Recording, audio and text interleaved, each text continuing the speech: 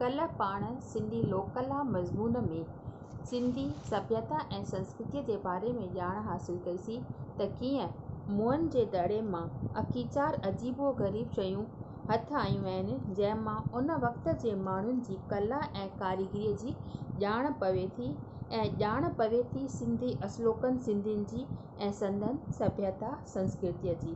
अॼु असां सिंधियुनि जी उन्हनि कलाउनि जे बारे में ॼाण हासिल कंदासीं जिन में फ़क़ति जिस्मानी ख़ुशी ऐं सुख मौजूदु न आहे, पर उन्हनि में रूहानी मौज ऐं आनंद पिणु आहे। सभ खां पहिरीं पाण ज़िक्र कंदासीं राग जो। सिंधी राग जा शौक़ीन आहिनि। पोइ थोरो वक़्तु मौसीक़ीअ में ठप रही, पर सूफ़ी मत जे ज़ोर वठण ते समाओ खे वॾी अहमियत मिली वई। राग त सिंधियुनि जे रग रग में समायल आहे। हारी हुजे या कामोरो, बाई हुजे या दीवान, मौसीक़ीअ जा मुश्ताक माना चाहींदड़ आहिनि।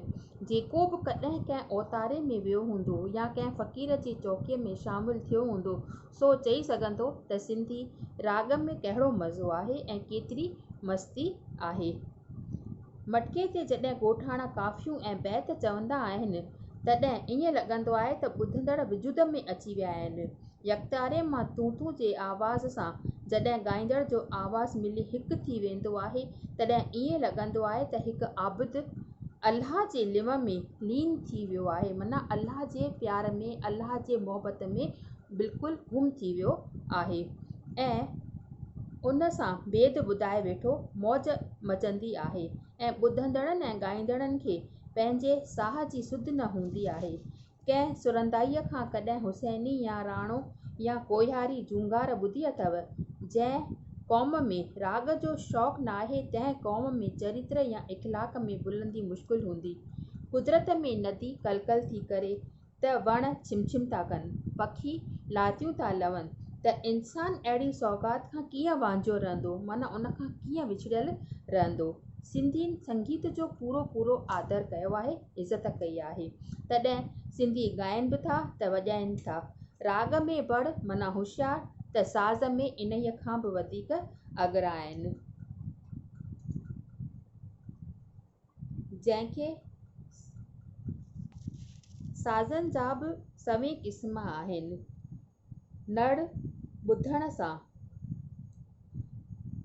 नड़ ॿुधो सिंध जे सूरदास जो, पोइ चओ त बिस्मिल्लाही या जी शहनाई शइ खाई वञे थी या न।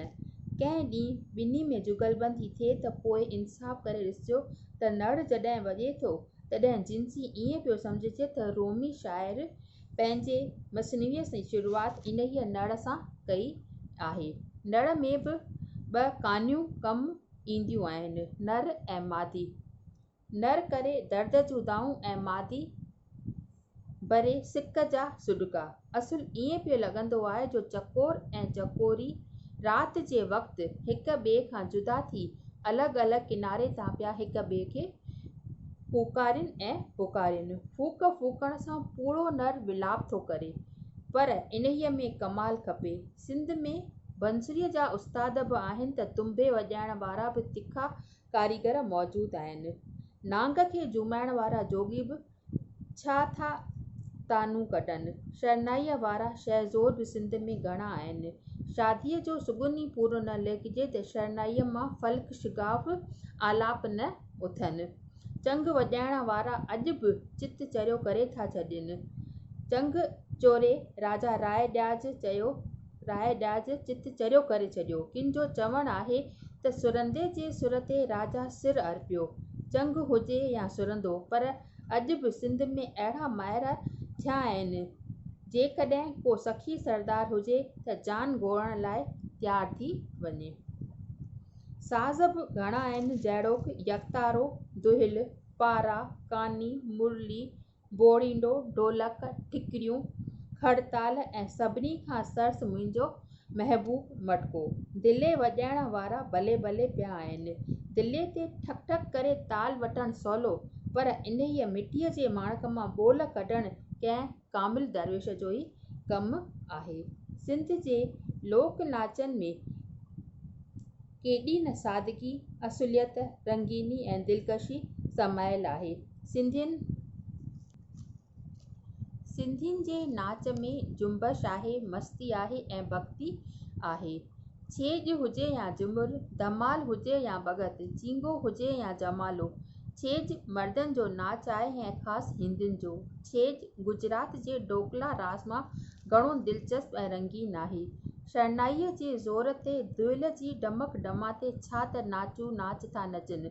हुननि जी फेरी निराली, उथ वेह वणंदड़ ऐं ढोकलनि जी ॾिरक ॾिरक जोश ॾियारींदड़। बहिराणे जे चौधारी झुमरियूं पाए ज़ालूं ईअं थियूं नचनि ॼणु ईअं लॻंदो आहे त चौतरफ़ ख़ासि मौज मची वेई आहे।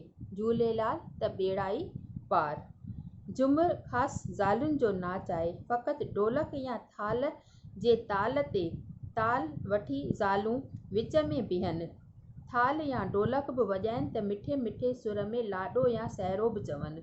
होॾां ज़ालुनि जो ॿियो झुंड पेरड़ा खणी फेरियूं पाए सादो सूदो नाच सिंध जो सादियूं ज़ालियूं नचनि, पर इन्हीअ सादगीअ में केॾी न सचाई ऐं सूंहं आहे।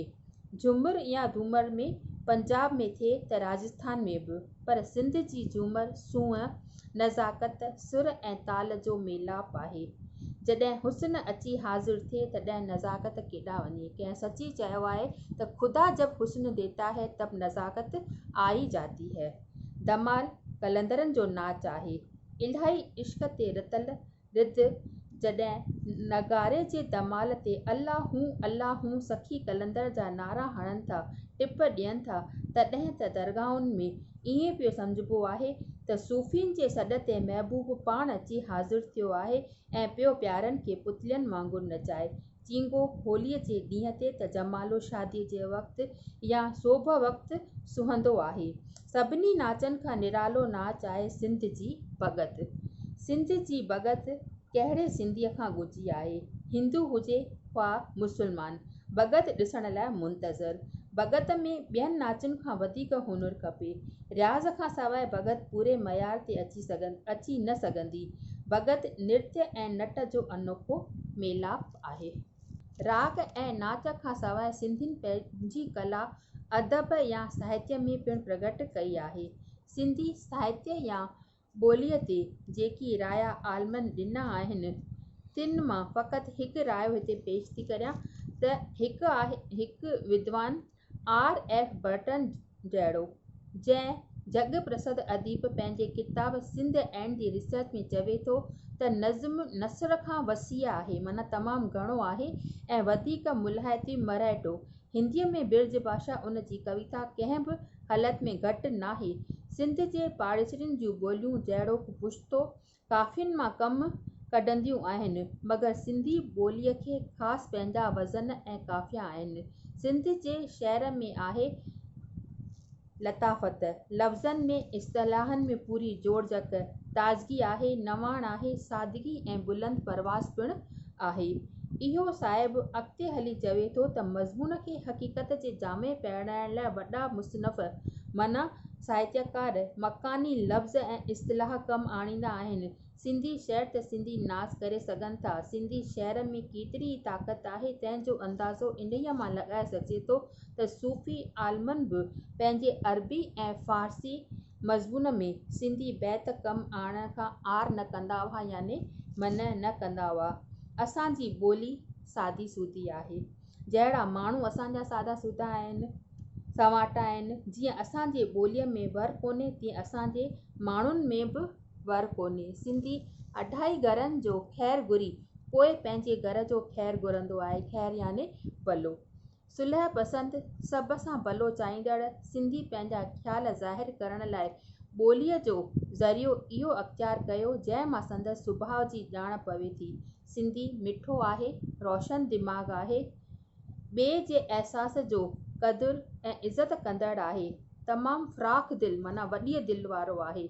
जेके माण्हू ॿिए हंधि सुख सलामतीअ सां रही न सघिया, से हिते अची करे वटि मान पातऊं ऐं तिन सिंध में अची करे साह पटियो, इज़त पाती। डॉक्टर मैकलीअ मां शामिलु राय आहियां जॾहिं हू साहिबु फ़रमाए थो त सिंधीअ खे चङीअ रीति सुञाण वारा कॾहिं बि ईअं न चई सघंदा त सूफ़ी मत जो आदर सिंध में क़ज़ा सां थियो, माना इत्तिफ़ाक़ सां थियो। सूफ़ी मत जी शुरूआति किथे थी हुजे, पर इन में पल जो बि गुमान नाहे त जेकॾहिं इहो मत सिंध में ॿिए कंहिं हंधा दाख़िल न थिए हा त उन जो जनमु ख़ुदि सिंध में ई थी वञे हा। सिंधी प्रेम जा पुतला, सभ सां प्रेम जो वर्ताव करण वारा, सवाइ प्रेम जे ॿियो कहिड़ो रस्तो था अख़्तियार करे सघनि।